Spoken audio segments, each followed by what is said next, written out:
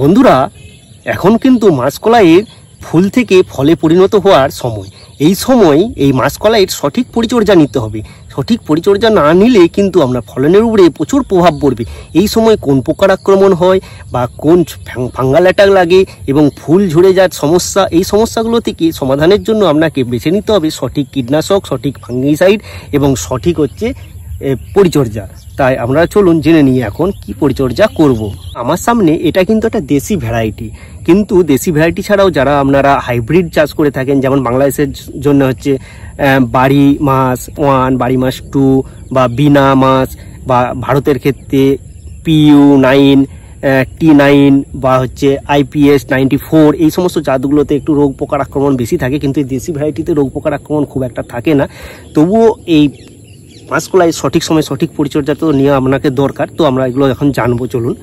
তাহলে আমরা এখন এক এক করে জানবো ফল ছিদ্র হলে কি ব্যবহার করব, ফাঙ্গাল অ্যাটাক হলে কী হবে, এবং তারপরে ফুল ঝরে গেলে কি কি ঔষধ ব্যবহার করব। প্রথমে চলুন যাই যে এই ফল ছিদ্রকারী পোকা বা লেদা পোকা। এই যে দেখতেই পাচ্ছেন কত সুন্দর চড়ে চড়ে যাচ্ছে মনের আনন্দে।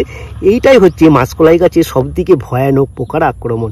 তাই এইটাকে বলে থাকি কি না লেদা পোকা। এই লেদা পোকায় মাসকলাইকে প্রথম অবস্থায় খায়, মিডিল অবস্থায় খায়, এবং যে ফল যে ধরেছে, ফুল ধরেছে, এই অবস্থাতেও খায়।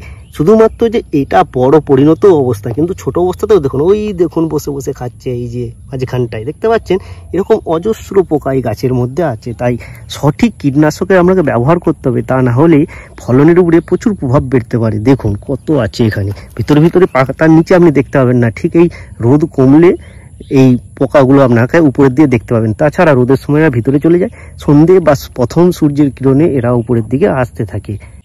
তাহলে এই ফল ছিদ্রকারী বা পাতা ছিদ্রকারী পোকা থেকে আক্রমণ থেকে বাঁচার জন্য কোন ধরনের কীটনাশক ব্যবহার করতে পারে না, প্রথমে আপনি কম দামি ঔষধ প্রোফেনোফক্স গ্রুপের প্রোফেক্স সুপার ব্যবহার করতে পারেন। সুন্দরভাবে এই রোগ থেকে আপনি কিন্তু মুক্তি পাবেন। এছাড়াও আপনি যদি এর থেকে একটু দামি গ্রুপ যান, তাহলে ক্লোরোএন্টারনিপল গ্রুপের কোরাজান ব্যবহার করলেন, একদম নির্মূল হয়ে যাবে।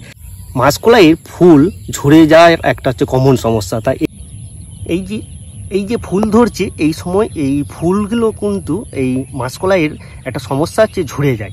তাই এই ফুল ঝরে যাওয়ার সমস্যা থেকে আপনাকে সমাধান করার জন্য আপনারা ব্যবহার করতে পারেন প্রতি লিটার জলে 1 গ্রাম করে অ্যাসিফেট পাউডার। তাহলে এই ফুল ঝরা থেকে আপনি মুক্তি পাবেন। কারণ এই ফুল যদি ঝরে যায় তাহলে কি হবে না, আপনার সুটি ধরবে না, সুটি না ধরলেই ফলন কমবে।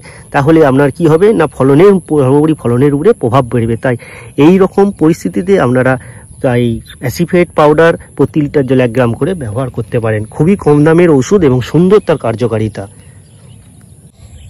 আর এই মাসকলাইয়ের আরেকটা কমন রোগ কি না, পাতা হলদে হয়ে যাওয়া বা ফাঙ্গাল অ্যাটাক লাগা। এই ফাঙ্গাল অ্যাটাক থেকেও আপনাকে এই সময় এই ফসলকে কন্ট্রোল না করলে আপনার ফলনের উপরে কিন্তু প্রচুর প্রভাব পড়বে। এই যে দেখতেই পাচ্ছেন পাতাগুলো হলুদ হয়ে গিয়েছে।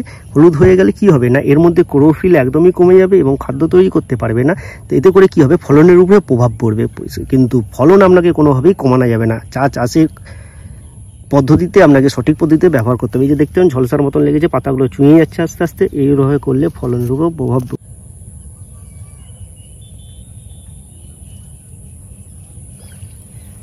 তাহলে কোন ফাঙ্গিসাইড ব্যবহার করলে এটাকে আপনি কন্ট্রোল করতে পারবেন না, খুবই কম দামের একটা সুন্দর ফাঙ্গিসাইড সেটা কি ম্যাঙ্কোজেব। ম্যাঙ্কোজেব ব্যবহার করলে কিন্তু আপনি এই সুন্দরভাবে এই মাসকলাইয়ের যে পাতা হলদে হয়ে যা ফাঙ্গাল অ্যাটাকটা, এইটা থেকে আপনি সুন্দরভাবে কন্ট্রোল করতে পারবেন। এছাড়াও কার্বনডাইজিম ম্যাঙ্কোজেব গ্রুপের ওষুধও ব্যবহার করতে পারেন। তাছাড়াও আরেকটু যদি ফাঙ্গিসাইডের উপরের দিকে চলে যান, তাহলে আমরা অ্যামিস্টার টপ বা যদি নেটিভও ব্যবহার করেন, তাহলে সুন্দরভাবে এই ফাঙ্গাল অ্যাটাক থেকেও কন্ট্রোল করতে পারবেন। এছাড়াও আপনি ব্যাভিস্টিন ব্যবহার করলেও এই ফাঙ্গাল অ্যাটাক থেকে আপনি সুন্দরভাবে।